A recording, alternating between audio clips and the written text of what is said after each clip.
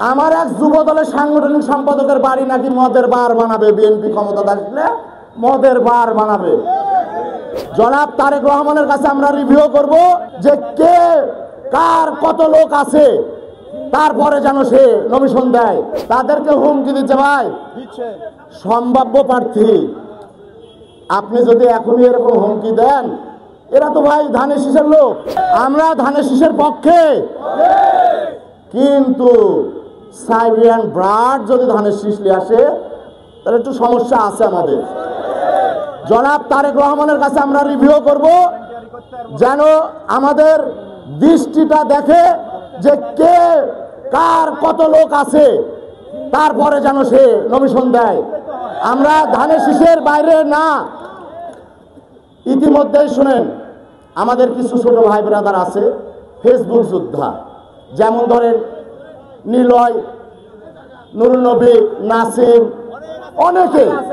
অনেকে আছে না, তাদেরকে হুমকি দিচ্ছে ভাই সম্ভাব্য প্রার্থী, আপনি যদি এখনই এরকম হুমকি দেন, এরা তো ভাই ধানের শীষের লোক। বিগত 17 বছরে ভাই আপনি কোথাও পাই নাই।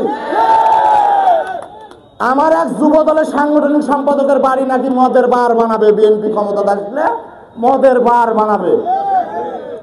সারা জীবন কষ্ট করলো, আর লাস্টে বাড়ি বলে বার বানাবে। সংগ্রামী সাথী বন্ধুগণ, একটি কথা বলে শেষ করব, আপনাদের যদি কেউ কাউকে হুমকি দেয়, কোন নেতা যদি না পান, আমি মিজান ওয়াদা করলাম আপনার পাশে আমি থাকবো, আমার জীবন দিয়ে হলো আপনার সাথে থাকবো। আমরা এই 5 জনের প্রার্থী একসাথে একত্রতা ঘোষণা করেছি, আমরা একত্রতা বোধ করেছি, সবাই এক, যে যার লোক হওয়ার কোনো সমস্যা নাই, কিন্তু আমরা সবাই এক।